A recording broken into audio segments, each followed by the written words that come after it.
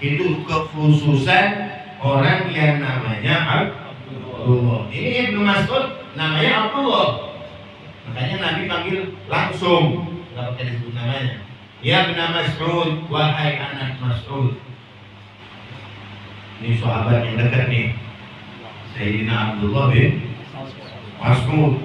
Ini salah satu sahabat yang alim, tinggi derajatnya dia di antara sahabat-sahabat yang lain. Kenapa sebabnya tinggi derajatnya? Karena berilmu. Padahal Sayyidina Abdullah bin Mas'ud kalau dari segi fisik, ya, di dalam riwayat Sayyidina Abdullah bin Mas'ud ini, beliau punya tinggi itu kurang lebih 1 meter.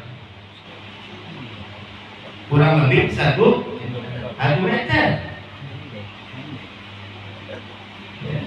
Beliau punya postur badan itu 1 meter. Pendek. Sayyidina Abdullah bin Mas'ud. Tapi mulia dia. Salah satu sahabat yang termasyhur. Ya. Salah satu sahabat yang dekat kepada Nabi Muhammad SAW. Beliau adalah sahabat yang melantunkan surah Ar-Rahman di depan orang-orang kafir ketika mau memulai dakwah secara zahir, secara nampak. Kan dulu Rasulullah sebelum dakwah nampak, dakwah diam-diam dulu. Nah, begitu pas Sayyidina Umar masuk Islam radhiyallahu anhu, baru Nabi Sayyidina Umar ngomong sama Rasulullah, ya Rasulullah, kita sebarkan aja udah secara terang-terangan, mau sampai diam-diam.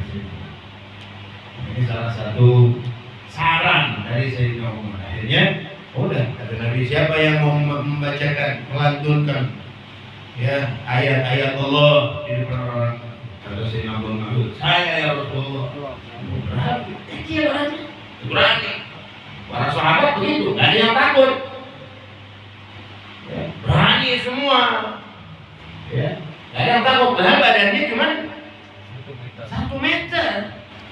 Ya, ini kayak kurang kayaknya. Ini Sayyidina Abdullah bin Mas'ud. Nabi pernah berpesan kepada Sayyidina Abdullah bin Mas'ud, ya Ibnu Mas'ud, wahai Abdullah bin Mas'ud, dulu suka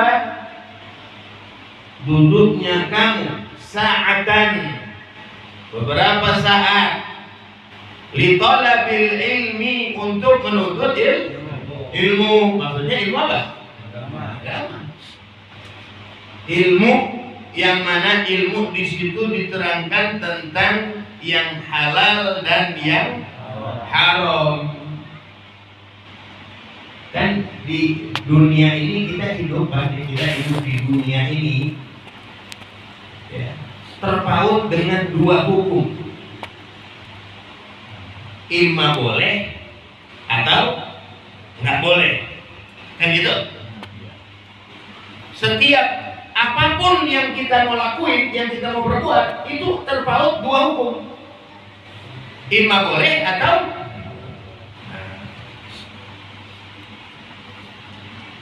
dari mana kita tahu ini boleh, ini nggak boleh? Kan Nabi dalam hadis mengatakan apa?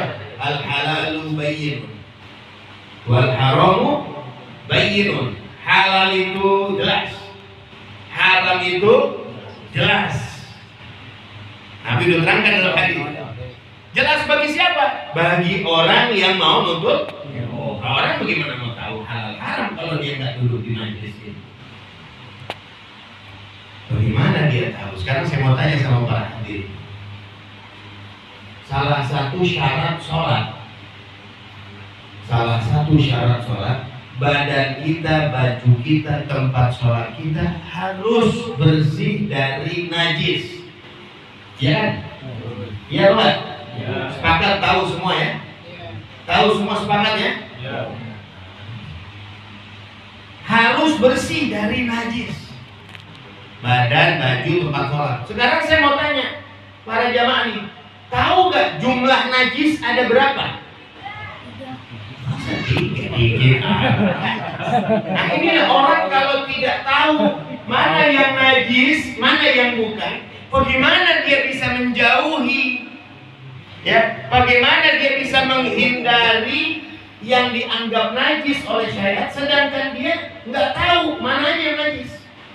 Nah kalau bertiga mah dikit mah, apa yang coba tiga bu sebutin bu? Iya tahu itu bagian najis. Itu bagian najis. Najis itu terbagi menjadi tiga, ya kan? Itu bagian najis namanya ibu. Mukhaffafah, mutawassithah, dan baik. Mukhaffafah satu najisnya, yaitu kencingnya anak yang belum berumur 2 tahun, anak kaki yang belum makan apa-apa kecuali air susu ibu, kan gitu. Najis mughalladah, najis anjing dan najis babi, ya, itu namanya najis mughalladah. Itu bagian najis namanya. Kenapa dinamakan najis mukhaffafah? Khafif itu artinya ringan, karena cara membersihkannya ringan, enteng, cipratin aja pakai air, nggak usah pakai dibasuh, langsung suci. Kenapa najis mughalladah? Karena berat, ghalidh, berat. Karena membersihkannya berat, harus airnya 7 kali. Salah satu dari air tersebut harus dicampur dengan tanah. Makanya namanya mughalladah, berat nyucinya. Mutawassithah, antara mughalladah dan mukhaf, itu namanya mutawassithah, tengah-tengah. Nah sekarang saya mau tanya, kalau najis mukhaffafah itu adalah kencing anak kecil, laki-laki yang baru berumur 2 tahun, najis mughalladah adalah najis anjing dan babi. Sekarang najis mutawassithah apa saja? Antara mughalladah dan mutawassithah apa aja? Ya. Tempo hari saya pernah ketemu orang. Ya, saya pernah ketemu sama satu orang. Dia punya apa namanya, pipa rokok. Pipa rokok. Dia tawarin saya mau ngerokok kali. Dia tahu saya ngerokok. Dibuat dari apa? Gading gajah. Dibuat dari gading gajah.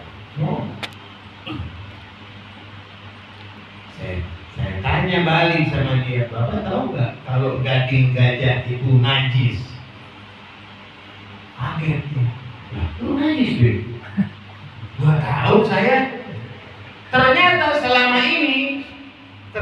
selama ini tiap orang kan kalau punya gading, punya pipa rokok, sekarang kalau dia kagak merokok ditaruh di mana?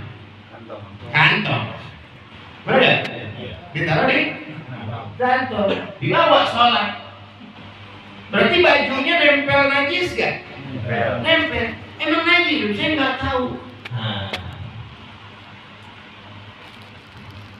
Dia nggak tahu tuh kalau gading gajah itu termasuk perkara yang dinajiskan di dalam syariat. Ini cuma contoh doang. Orang bagaimana mau menjauhkan diri daripada yang haram kalau yang diharamkan aja nggak tahu. Kayak model ghibah. Ini saya ini kayak gini langsung. Biasanya sudah kopi gitu. Karena di sayur juga kilo aja. Nah ini ya. Sekarang ghibah. Haram apa enggak? Haram. Ngomongin orang haram, bahkan itu yang berkaitan dengan manusia, sesama manusia, yang mana dosanya enggak Allah ampuni kecuali kalau kita minta maaf sama yang bersangkutan. Kalau kita tidak minta maaf, itu dosa ke bawah sampai ke akhirat. Ya. Di akhirat udah tidak ada waktu lagi untuk minta maaf. Bagaimana untuk menebus dosa ghibah itu? Bagaimana untuk menebus dosa ghibah itu? Maka amal ibadah kita pahalanya diambilin sama orang yang kita omongin dulu waktu itu. Kita sholat di dunia ngarepin pahala di hari kiamatnya, pahalanya diambil buat orang yang kita gibahin. Enak nggak Bu? Enak nggak Pak? Enak nggak kira-kira? Enak, tidak capek-capek orang yang ambil pahalanya. Kita baca Quran, pahalanya besar tuh, satu huruf 30, satu huruf 10 pahalanya. Banyak banget pahalanya tuh. Diambilin sama orang yang kita omongin. Ini kalau sekali ngomongin orang, cuma satu yang ngomongin ini kadang-kadang lembek. Ya, ada 10 orang yang diomongin. 10 yang betul kita. Apa pengertian ghibah yang diharamkan oleh Allah Subhanahu wa Ta'ala? Nih, definisi ghibah di dalam kitab ya. Zikru akhika bima yakrahuhu.